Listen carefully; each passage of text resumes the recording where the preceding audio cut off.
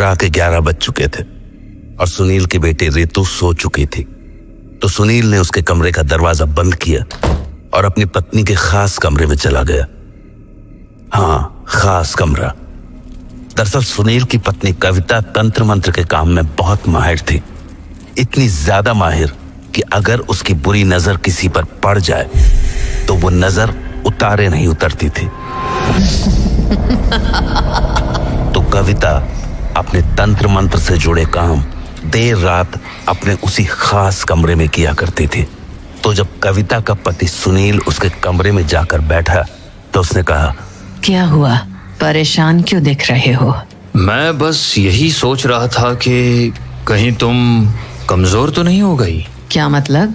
मतलब ये कि तुम इतने महीनों से मेरे छोटे भाई और उसके परिवार पर टोटके करने की कोशिश कर रही हो, पर अभी तक उन पर कोई खास असर पड़ा नहीं है। वो तो अब भी वैसे ही हंस खेल रहे हैं। कहीं तुम अपनी विद्याएं भूल तो नहीं गई?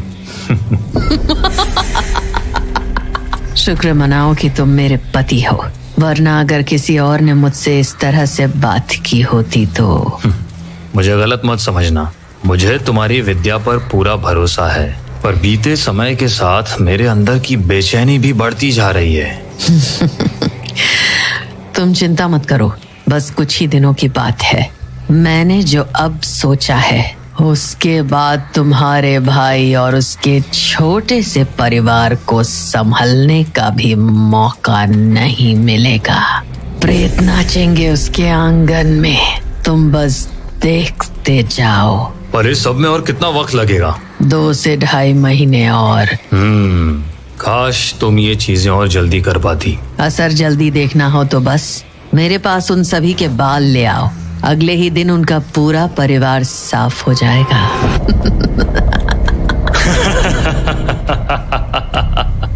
कविता का वो खास कमरा उसके और सुनील के ठहाकों से गूंज रहा था, पर वो दोनों ये नहीं जानते थे कि उनका छोटा भाई अनिल खिड़की से छिपकर उनकी सारी बातें सुन रहा था। अपने भैया और भाभी के मुंह से ये बात सुनकर उसके पांव तले की जमीन खिसक गई। वो भागा भागा अपनी पत्नी पविता के पास पहुंचा और उसे सारी बात बता दी। तो उसकी पत्नी बोली, मुझे लग रहा था कि भाभी ही ऐसी है, पर भैया भी। मुझे तो अब इस घर का पानी पीने में भी डर लग रहा है, ना जाने वो हमें या हमारे बच्चों को क्या कर दे। कुछ नहीं होगा। बबीता, तुम इन टोना टुटका करने वालों को नहीं जानती। ये मैंने कहा ना, वो हमें छू तक नहीं पाएंगी। कुछ करना तो दूर की बात है। अरे पर ये बात तुम ऐसे कैसे कह सकती हो? क्योंकि आज तक उसके हर टोटके को मैंने ही काटा है। क्या? हाँ, तुम्हारी भाभी आज से नहीं, कई सालों से ही कोशिशें कर रही हैं और हर बार मैंने उनके टोटके को काटा है। इसलिए तुम घबराओ मत, वो हमें या हमारे बच्चों को छू भी नहीं सकेंगी। बबीता, क्या तुम्हें भी टोने टोटके आते हैं? क्या तुम भी? नहीं, मुझे भाभी की तरह तंत्र विद्या का ज्ञान तो नहीं है, पर हाँ, मैं कुछ टोटकों का काट जरूर जानती हूँ। और क्योंकि भाभी इसी घर में रहती हैं, तो मेरे लिए उनके टोटकों का काट निकालना आसान हो जाता है। पर भाभी भैया से कह रही थी कि अगर वो हमारे बाल उन्हें लाकर दे दें तो वो 1 दिन के अंदर सब कुछ बर्बाद कर सकती हैं। इसलिए मुझे लगता है कि हमें अब इस घर में रुकना नहीं चाहिए। पर हम जाएंगे कहाँ? कहीं भी, बस यहाँ से दूर। मैं नहीं चाहता कि भाभी की काली नजर हमारे परिवार पर पड़े, खासकर हमारे बच्चों पर। हम कल ही ये घर खाली कर देंगे। तो अगले दिन अनिल पत्नी के साथ अपने भैया के पास चला गया और उनसे बोला, भैया, हम लोग ये घर छोड़ रहे हैं। क्या? पर क्यों? और ऐसे अचानक? भैया, नाटक करने की कोई जरूरत नहीं है। मैं जानता हूँ आप और भाभी भी यही चाहते हैं। अरे पर भैया, मैंने कल रात आपकी और भाभी की बातें सुन ली थी, इसलिए बस अब और कुछ मत कहिए। बस आपसे और भाभी से हाथ जोड़कर विनती है कि हमारे परिवार को अकेला छोड़ दें। अभी अनिल ने अपनी बात पूरी ही की थी कि वहां उसकी भाभी कविता पहुंच गई और वो बोली, तुझे जहां जाना है चला जा, पर मेरे खेल से तू बच नहीं पाएगा। तेरे साथ जो होना है वो तो होकर रहेगा। हमें अपने टोने टोटकों से मत डराओ भाभी। आज तक आपके सारे टोटके काटती आई हूँ, आगे भी काटूंगी। आपको जो करना है आप कर लो, पर मैं आपको हमारे परिवार को छूने नहीं दूंगी। बबीता की बात सुनकर अनिल का हौसला तो जरूर बढ़ा, पर तभी उसकी भाभी जोर जोर से हंसने लगी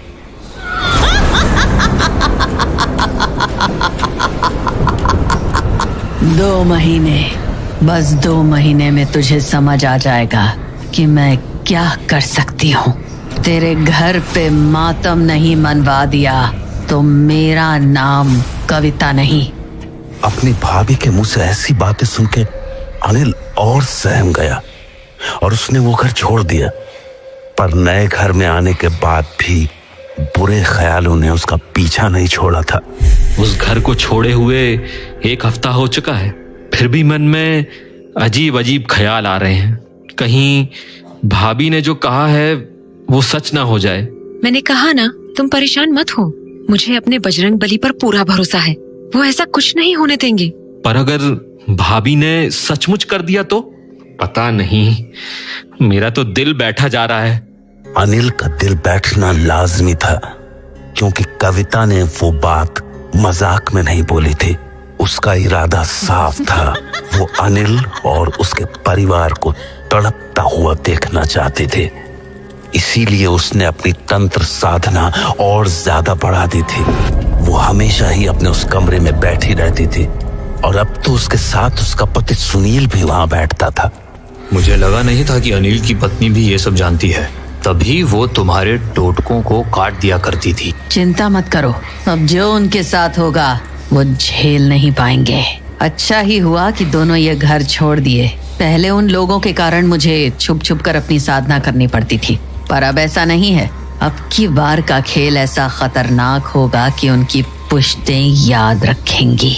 अब की बार मैं उन पर वो छोड़ूंगी जिससे छुटकारा तभी मिलेगा जब उनके शरीर से प्राण निकल जाएंगे। कविता और सुनील अपनी बातों में इतने मगन थे कि उन्हें पता ही नहीं चला कि उनकी बेटी रितु ने खिड़की के पीछे से सब कुछ सुन लिया था। रितु अपने अनिल चाचा की दुलारी थी। शायद वो उन्हें अपने पिता से भी ज्यादा मानती थी, इसलिए अपनी माँ के मुंह से ऐसी बातें सुनने के बाद वो भागी भागी अनिल चाचा के घर चली आई और उन्हें सब कुछ बता दिया। वो सारी बातें सुनने के बाद अनिल बोला, बेटा तुमने पक्का ये सुना था? हाँ चाचू, सच्ची। बबीता ये तो जिद पर अड़ गए हैं। मुझे लगता है हमें इस बारे में ताऊ जी से बात करनी होगी। वो गांव के सरपंच हैं, वो जरूर हमें इस मुसीबत से निकाल लेंगे। ठीक है। अनिल मरता क्या न करता, अपनी इस समस्या का हल निकालने के लिए वो गांव के सरपंच ताऊ के पास पहुंच गया और जब उसने ताऊ को सारी बातें बताई तो ताऊ ने कहा, बात तो बड़ी है अनिल बेटा, पता नहीं सुनील को क्या हो गया है। ये ऐसा तो बिल्कुल नहीं था। हाँ ताऊ जी, पिताजी की मौत के बाद सब कुछ बदल गया। नहीं बेटा नहीं, चीजें बदलना बहुत पहले शुरू हो गया था। मतलब ये कि तेरे भाई की शादी होने के बाद से ही तेरे पिता का बर्ताव अजीब सा हो गया था। मन वो अपने होश में ही ना हो। शायद इसीलिए उन्होंने तेरे भाई को 10 बीघा जमीन दे दी और तुझे बस 3 बीघा से संतोष करना पड़ा। मेरा दिल कहता है कि ये सब तेरी उस भाभी का किया धरा है। ताऊ जी, मुझे अपने खेत जमीन से कोई मतलब नहीं है। मैं तो बस इतना चाहता हूँ कि भैया भाभी हमें अकेला छोड़ दें और हमें चैन से जीने दें। एक काम करते हैं, सुनील के घर चल के उससे बात करते हैं, क्या पता वो मेरी बात मान जाए। जी ठीक है ताऊ जी। तो ताऊ की बात मानकर अनिल अपने बड़े भाई के पास चला गया, पर वहां जाने पर जब सुनील ने उन्हें देखा तो वो ताऊ जी पर भड़कने लगा। ताऊ जी, आप मेरे घर इसे क्यों लेकर आए हो? शांत हो जा सुनील बेटा और इसकी बात सुन ले। ये तो तुझसे माफी मांगने आया है। माफी? हाँ भैया, मैं आपके सामने अपने परिवार की भीख मांगने आया हूँ। आप जो बोलेंगे मैं करने को तैयार हूँ, पर आप भाभी से कहिए कि वो हमारे परिवार को बख्श दें। अनिल ने अपनी बात पूरी ही की थी कि वहाँ उसकी भाभी आ गई। अरे अभी से ही कांपने लगे। तेरी पत्नी ने तो खूब चौड़ में आकर कहा था ना कि जो करना है कर लो। अब क्या हो गया? भाभी, हमसे गलती हो गई, बहुत बड़ी गलती हो गई। हम इस गांव को भी छोड़ देंगे, बस आप हमें बख्श दो। देख बेटा सुनील, मुझे तो तेरे परिवार की बातें ज्यादा नहीं पता हैं, पर मैं तेरे पिता को जानता था और वो कभी नहीं चाहेंगे कि बड़ा भाई ही छोटे भाई को कष्ट पहुंचाए। तो बेटा तू इसकी भूल चूक माफ कर दे और रहने दे इसे आराम से अपने परिवार के साथ। ताऊ जी की बात सुनने के बाद सुनील ने कुछ देर तक सोचा और फिर बोला, ठीक है ताऊ जी, मान लिया आपकी बात। मैं कविता को कुछ भी करने से मना कर दूंगा, पर एक शर्त पे। शर्त? कैसी शर्त? मुझे इसकी सारी जमीन अपने नाम पर चाहिए। क्या? हाँ ताऊ जी, अब यही मेरी शर्त है। अरे बेटा, पर उसके पास है ही क्या? सारी जमीन तू ही ले लेगा तो वो अपना परिवार कैसे चलाएगा? कम से कम कुछ तो छोड़ दे इसके लिए। ठीक है, इसे कह दो अपने और अपने परिवार के लिए 1 बीघा रख ले और बाकी की सारी जमीन मेरे नाम पे कर दे। अगर मंजूर हो तो बोलो। मंजूर है भैया, सब मंजूर है, बस मेरे परिवार को अकेला छोड़ दो। सुनील ने कागज के लिखा पढ़े के लिए अनिल को अगले दिन आने के लिए बोला, पर उस रात अनिल और उसकी पत्नी बबीता के सामने कुछ अजीब सा हुआ। वो दोनों अपने कमरे में सोए हुए थे कि तभी उन्हें अपने घर के आसपास किसी के चलने की आहट सुनाई दी।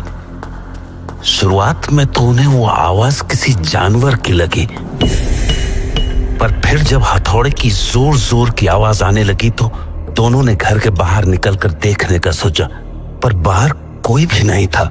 उन दोनों को ये बात अजीब तो लगी, पर अपने मन का वहम समझकर उन्होंने उस बात पर ज्यादा ध्यान नहीं दिया। अगले दिन लिखा पढ़ी होने के बाद जब सुनील को अनिल के हिस्से की जमीन मिल गई तो अनिल ने कहा, भैया मेरा जो भी था मैंने वो सब कुछ आपको दे दिया है, बस आप एक वादा कर दो कि आप मेरे परिवार को बख्श दोगे। अनिल की बात सुनकर सुनील मुस्कुराया और अपनी पत्नी कविता की तरफ देखकर बोला, कविता, तुम इसके घर पर जो 2 महीने में करने वाली थी ना, वो अब 2 दिन में करके दिखाओ।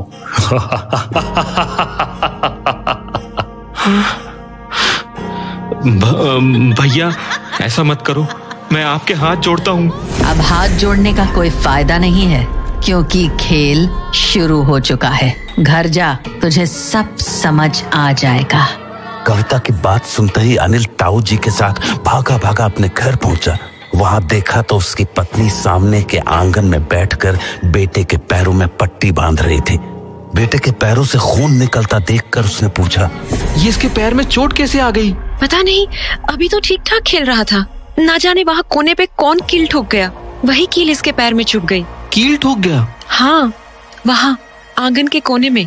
अनिल को ये बात थोड़ी अजीब सी लगी और लगनी भी चाहिए थी। भला उनके आंगन में जमीन पर कील किसने ठोक दी? वो बैठा बैठा उस कील को देख ही रहा था कि तभी ताऊ जी वहां आ गए और बोले, बेटा बहुत बड़ी दिक्कत हो गई है। हाँ? क्या हुआ ताऊ जी? तेरे घर के चारों कोनों में ऐसी ही कील ठुकी हुई है। ये कोई आम टोटका नहीं है। तूने किसी को देखा था ये सब करते? नहीं ताऊ जी, मैंने तो ऐसा कुछ नहीं। पर कल रात हमें घर के बाहर से हथौड़े की आवाज आ रही थी, पर बाहर आकर देखा तो कोई भी नहीं था। पक्का ये काम कल रात को ही किया गया है। पर इसका मतलब क्या है ताऊ जी? बेटा ऐसे कीलें तभी ठोकी जाती हैं जब किसी के घर को बांधना होता है। बांधना?